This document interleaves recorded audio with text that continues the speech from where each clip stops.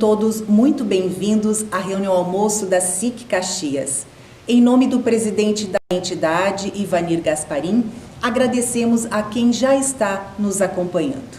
A realização da reunião almoço da SIC é possível graças ao patrocínio e ao apoio de grandes parceiros.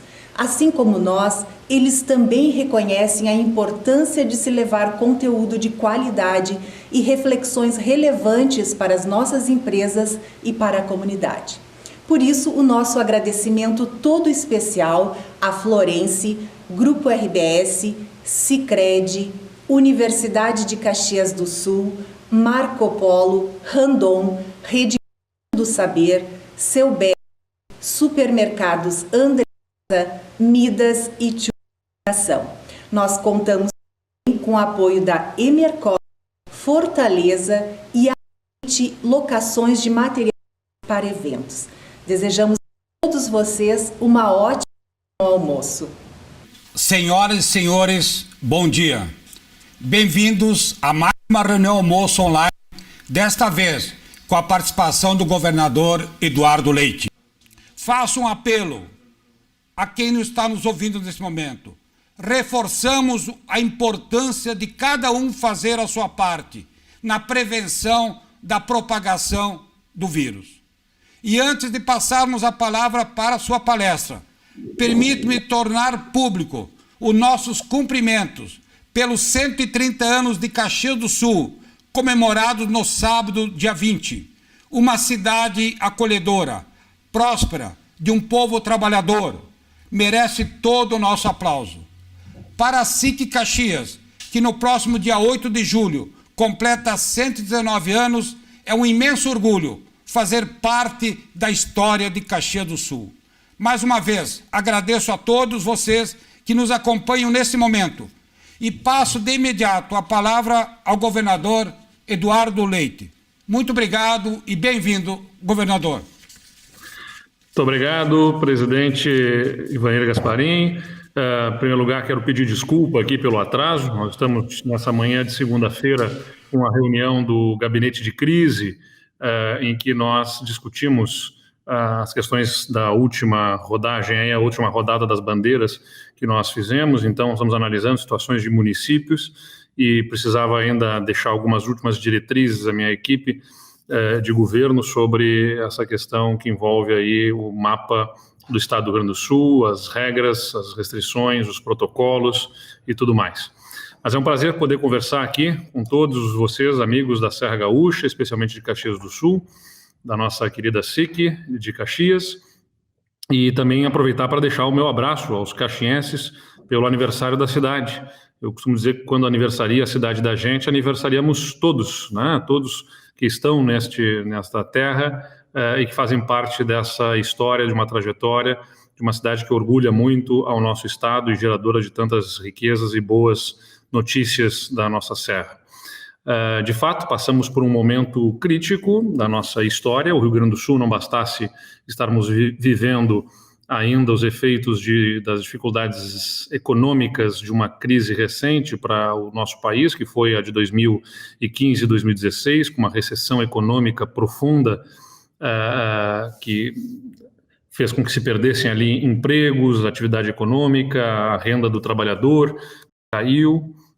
Nós temos os efeitos de uma crise fiscal no governo, o desequilíbrio das contas públicas entre receitas e despesas, já histórico, né, já de algumas décadas no nosso estado.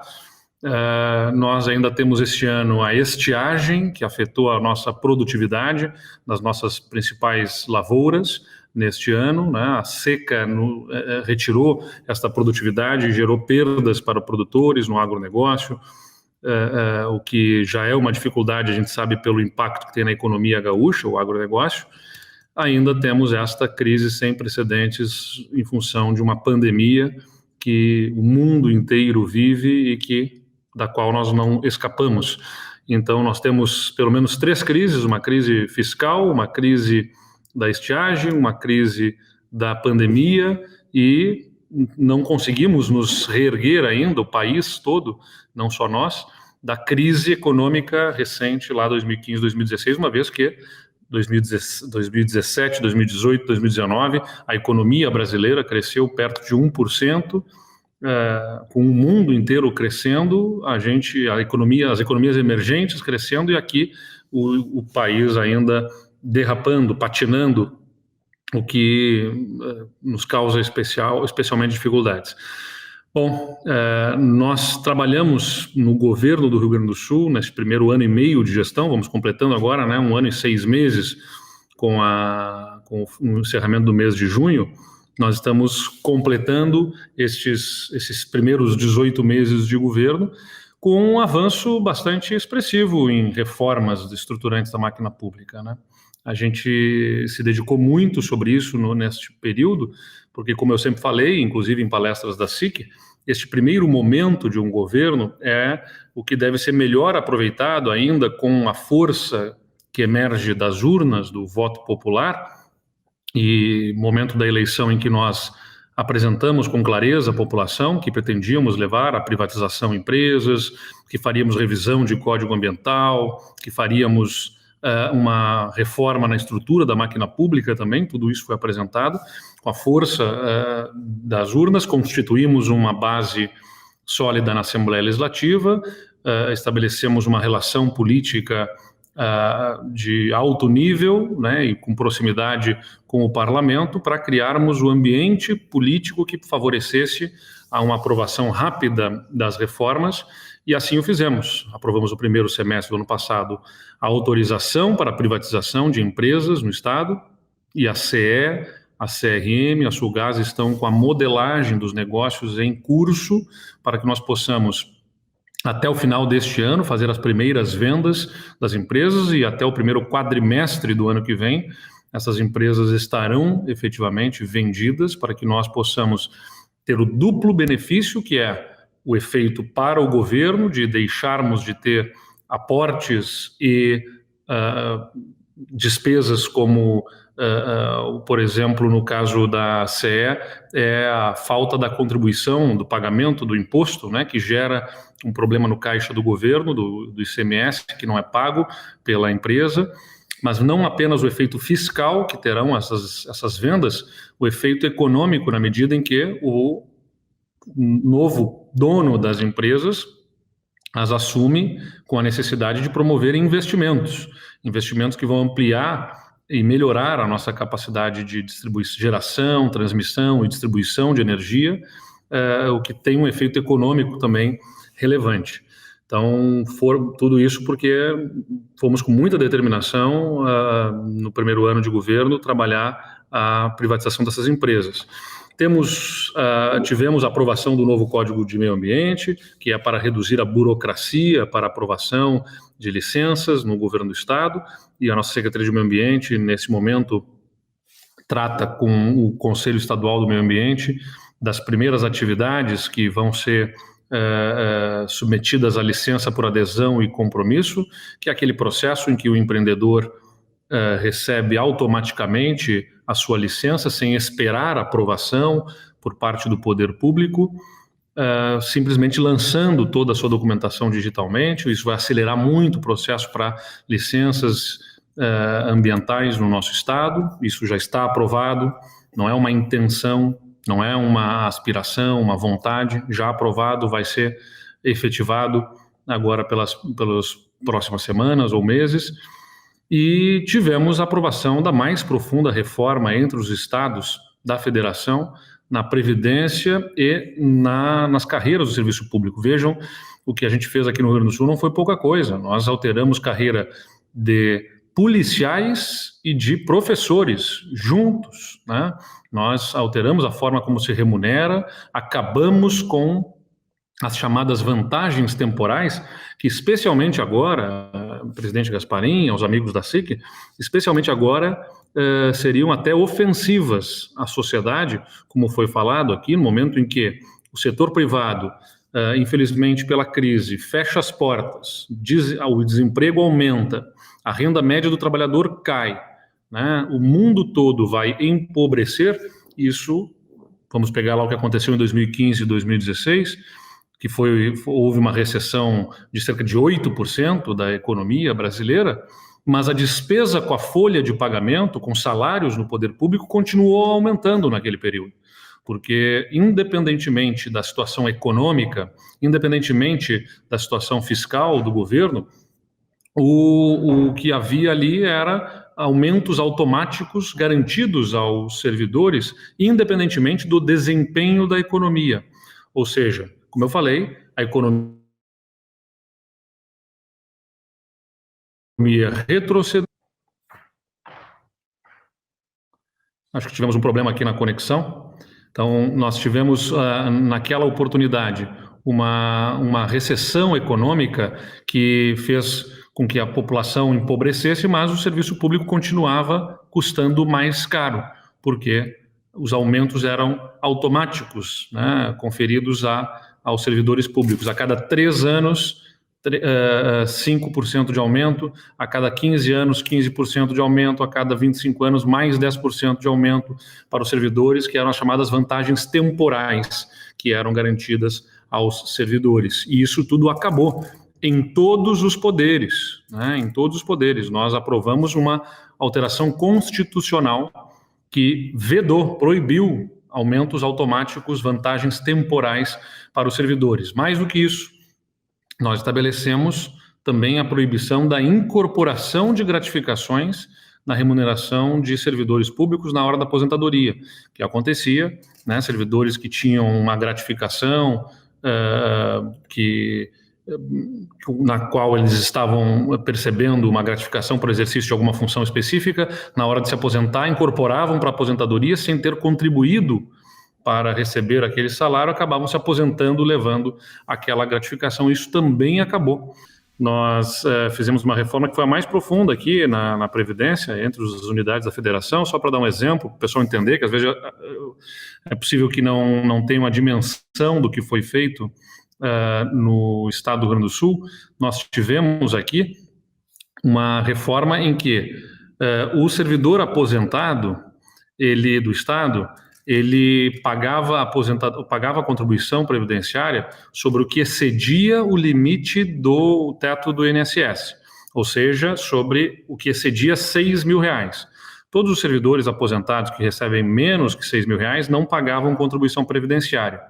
Nós colocamos esta faixa de isenção, baixou de R$6.000 para R$1.000, ou seja, milhares de servidores aposentados que não pagavam contribuição previdenciária passaram a pagar sobre o que excede R$1.000.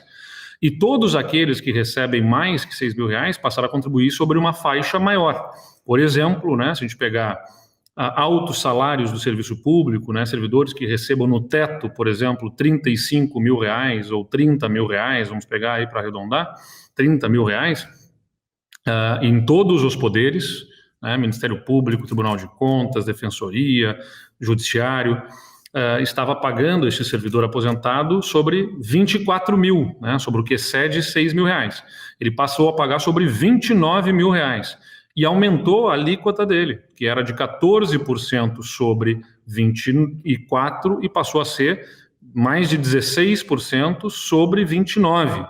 Então, houve aqui um aumento, né, substancial nas contribuições previdenciárias no Estado, dentro dessa reforma que nós nos propusemos a fazer, embora polêmica, necessária, dura, mas necessária para um Estado que tem o desequilíbrio financeiro que o Estado do Rio Grande do Sul tem. Então, essa foi a nossa ação para reformar a máquina pública e conseguir viabilizar um melhor futuro, uma melhor perspectiva de futuro. Bom, e aí fomos surpreendidos aí pela pandemia. Como é que nós definimos na pandemia a atuação do Estado? Nós, em primeiro lugar, tínhamos colocado ali as restrições num patamar mínimo e as prefeituras foram as que definiram restrições maiores. Em seguida, por um apelo das próprias prefeituras, dos próprios municípios, nós estendemos uma restrição maior a todos os estados e aí nós tínhamos o estado todo parado em todas as atividades o tempo todo. E isso parece pouco razoável. Por isso que nós montamos o modelo do distanciamento controlado, em que você atua para restringir as atividades no local em que for necessário, no momento em que for necessário e na proporção em que for necessário, porque estão ali os protocolos que devem ser respeitados. É bom lembrar, o estado de São Paulo e outros lugares no mundo tiveram paralisação praticamente total das atividades ao longo de meses, né? Cerca de 3 meses em alguns lugares aí de paralisação total. Não foi o que aconteceu no Rio Grande do Sul. Nós tivemos um período menor e temos, a partir de então, do decreto do distanciamento controlado, o que nós chamamos o dedo no pulso, monitorando uma série de indicadores para entender qual é o nível de risco que uma região tem, e você estabelece para cada região a restrição às atividades na proporção do que for necessário naquele momento. Nós monitoramos ali as hospitalizações, o número de óbitos, né, hospitalizações por síndromes respiratórias, entre outros indicadores, os casos ativos e os casos recuperados, a proporção de casos ativos sobre casos recuperados. Tudo isso nos ajuda a entender o nível de risco que uma região tem.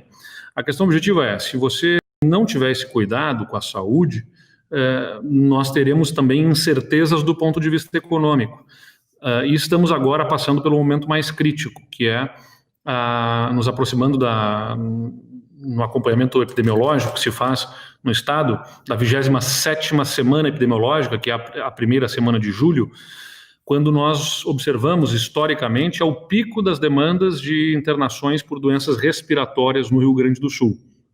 Nós temos, via de regra, nesta janela, entre a 25ª e a 29ª, em geral, o pico se dá na 27ª semana epidemiológica, em que nosso sistema hospitalar é mais demandado para internações de doenças respiratórias. Então, projetamos que essas 2, 3 semanas que temos pela frente são aquelas em que nós temos uma situação mais sensível e que vamos precisar ser muito cautelosos para evitar que nós tenhamos uma sobreposição de demandas, Covid e doenças respiratórias, que comprometam a nossa capacidade de atendimento.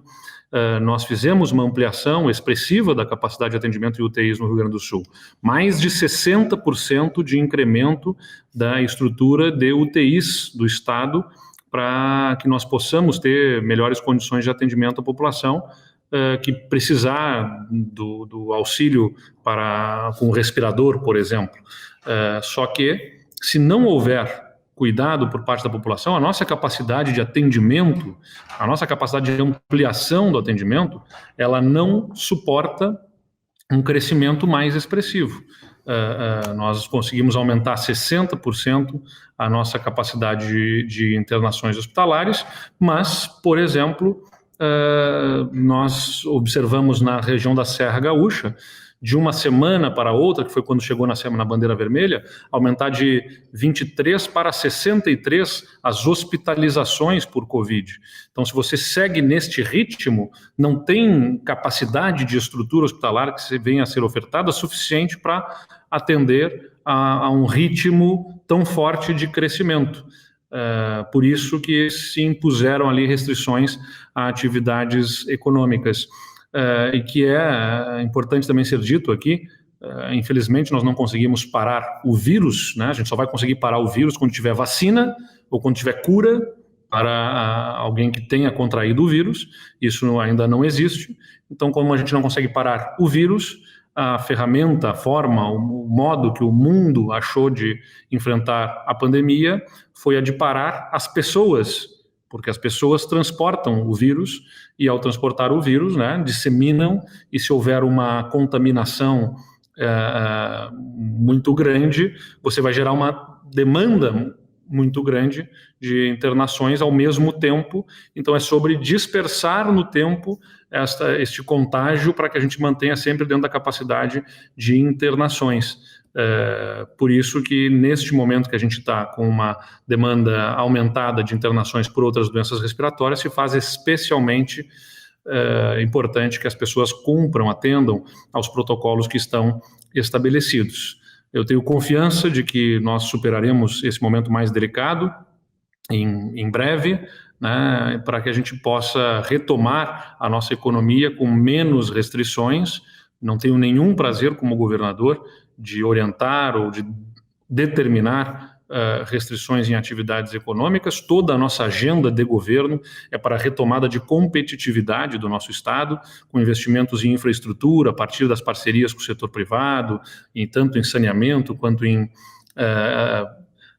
investimentos nas nossas rodovias. Nós vamos fazer a concessão de mais de 1.000 quilômetros de rodovias ao setor privado, por exemplo, para viabilizar duplicações, ampliações de capacidade, investimentos no porto para redução de custos logísticos no escoamento da nossa produção, a redução da burocracia, as privatizações, as reformas da máquina pública.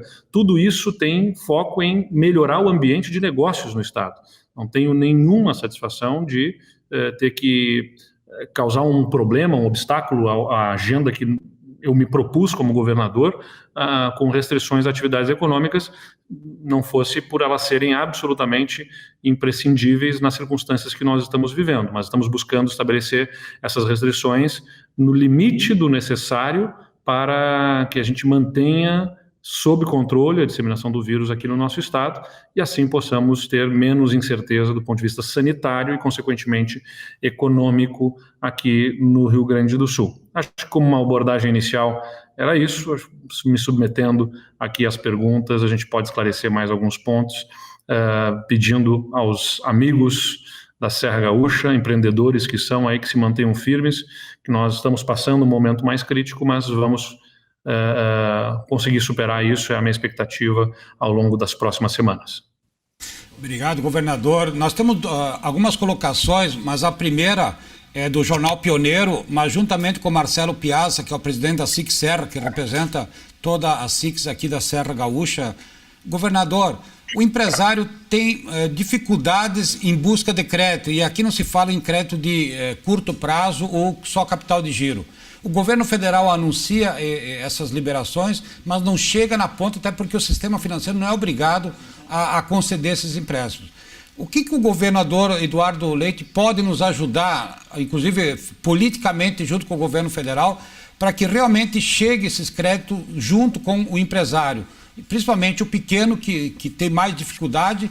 E, novamente, é um pedido, inclusive, de desespero, né? E também coloca aqui o jornal quais são os projetos, né? Logo aí na frente, eu sei que nesse momento o projeto número 1 é salvar vidas, mas realmente talvez se daqui um mês, dois, nós começarmos a voltar a trabalhar, muitos empresários não poderão, inclusive, sequer abrir suas portas porque não tem mais fôlego. Então, respondendo ao Jornal Pioneiro e também à SIC Serra, o que o governador politicamente pode nos ajudar? A SIC Caxias tem feito esses pleitos junto com os representantes em Brasília, mas não temos tido retorno até então. Tudo tem a ver com os riscos, né? A gente sabe que se você vive um cenário de incerteza, de insegurança, isso é risco. E risco no setor privado é custo. E custo pode até inviabilizar um investimento. Então, se você está vivendo a insegurança de um cenário em função de uma pandemia, você tem um risco maior, e esse risco ele aumenta os custos no setor privado. E por isso que a política creditícia do governo, né, na verdade, do país, ela deve ter o apoio do setor público para assumir estes riscos, na verdade, os custos deste risco, de forma a alavancar a nossa economia. O que eu quero dizer é que é neste momento em que o crédito subsidiando por parte do governo o risco que se toma ao fazer o empréstimo é fundamental para que se possa alavancar a economia e romper a inércia gerada pela instabilidade do cenário, que faz com que investidores e consumidores alterem o seu comportamento em função de uma análise de riscos maiores. Isso muito é puxado pelo governo federal. Nós estamos à disposição e queremos debater esta política de crédito, dando suporte para que a gente possa criar condições a uma tomada de empréstimos mais facilitada, especialmente diante da excepcionalidade do quadro que se está vivendo. Tudo que a gente não precisa neste momento é agregar a estes riscos um risco institucional. né, em função de confrontos e conflitos políticos que acabam gerando ainda maior turbulência no cenário, porque se você já tem o risco por conta de um cenário econômico adverso e agrega dificuldades do ponto de vista institucional, você está aumentando o risco e, consequentemente, gerando mais dificuldades econômicas, que são observados esses riscos da nossa política institucionalmente por qualquer investidor que esteja em vias de tomar decisão sobre onde e quanto investir no mundo, e que observa o país com um cenário instável e que acaba comprometendo a captação de novos investimentos para o Brasil. Eu confio nas nossas instituições, né? Acho que a gente tem, apesar de sermos uma democracia jovem ainda, né, desde o nosso processo de redemocratização, instituições que se estruturaram de uma forma, né, bastante consolidada, desde a polícia, as nossas polícias e a Polícia Federal, no caso nacional, o Ministério Público, passando pelo Judiciário, que tem que trabalhar e tem que dar a sua resposta. Não, acho que o que o país precisa agora é de sobriedade do ponto de vista institucional, que se investigue o que precisa ser investigado, que sejam feitas as análises, com menos politização o possível, e que a gente possa dar sequência com sobriedade, com serenidade, a uma agenda de reformas estruturantes que o país precisa ver acontecer. Ainda temos muitas reformas que precisam acontecer. Nós tivemos lá a reforma trabalhista, a reforma da Previdência, mas precisamos de uma reforma administrativa, de uma reforma tributária em nível nacional. Nós estamos preparando a nossa reforma tributária aqui no âmbito estadual, que é, claro, dentro das regras estabelecidas de tributação em nível nacional, o que nos compete, ICMS, IPVA, ITCMD, entre outros impostos, onde nós vamos reorganizar o nosso sistema tributário para dar mais competitividade também à nossa produção gaúcha, e a gente tem essa expectativa de, no mês de julho agora, fazer a apresentação deste novo modelo de estrutura tributária para o estado do Rio Grande do Sul. Obrigado, governador. Aqui também há um reconhecimento que o seu governo tem ouvido a Serra Gaúcha via SIC Caxias, mas também via os empresários. Agora é um momento delicado. Nós temos falado, governador, que dentro da indústria, do comércio e serviço, nós temos protocolos, eu diria até que antidemocráticos, porque não se aceita nenhuma discussão quando se coloca um protocolo. Agora, a população tem que entender para fazer a sua parte, fora da empresa, ou seja, na sua família. E essa doença, governador, ela é terrível, né? Ela mexeu com o mundo todo e não se sabe ainda, inclusive, como o senhor falou, quando isso terminará. Mas eu queria agradecer, então, colocar a Serra Gaúcha à sua disposição. Eu sei que o senhor tem uma agenda agora, inclusive, discutindo as bandeiras. Obrigado também por ter ouvido a SIC Caxias numa correspondência que nós gostaríamos que sempre trocasse as bandeiras na segunda ou terça-feira, tendo em vista que no sábado nós estamos, não tem como entrar em contato com os funcionários. Para as suas considerações finais, governador Eduardo Leite. Nós estamos aqui sempre à disposição para dialogar, construir soluções, né? Não entendo que o governador ou que o governo com a sua equipe possa, de dentro de um gabinete, ter as melhores soluções sem estar em contato com quem lá na ponta está trabalhando, fazendo acontecer no dia a dia. Por isso que nós criamos conselhos e comitês e temos buscado interação constante com produtores, né, com o setor privado, com universidades, com sindicatos, com uma série de entidades, de forma a recebermos essa interferência para termos as melhores soluções, especialmente nesse momento crítico que a gente está vivendo, que é neste momento que a gente precisa especialmente dialogar para construir as soluções para este problema que estamos vivendo da pandemia, mas também serve para outros momentos, em outras demandas que precisam ser atendidas. Nós estamos à disposição, tenho certeza que vamos conseguir juntos sair desse momento difícil e, mais uma vez, registrar o apelo à população, né? Se cada um fizer a sua parte, sem dúvida nenhuma, eu sei que é cansativo, o pessoal está cansado, estressado, angustiado com as restrições que se impõem, mas nós precisamos contar, especialmente neste momento, né, nessas próximas semanas, com a colaboração da população para que nós possamos evitar um colapso do nosso sistema de saúde. Se todos derem as mãos aqui, na verdade, não dar as mãos, mas se estiverem unidos, né? Porque é o contrário, aqui não é para dar as mãos, mas estarmos unidos nesse propósito de cumprir com o regramento, o distanciamento social, a gente vai conseguir evitar problemas maiores e aí, consequentemente, a gente vai conseguir ter protocolos menos restritivos nas atividades econômicas para que a gente possa experimentar uma retomada efetiva da nossa economia por todas as regiões do Estado. Obrigado, governador. É nesses momentos que realmente eu acho que o líder deve ficar rouco de tanto ouvir. Obrigado, governador. Bom trabalho a todos nós. Boa tarde. Muito obrigado. Um abraço. Outro.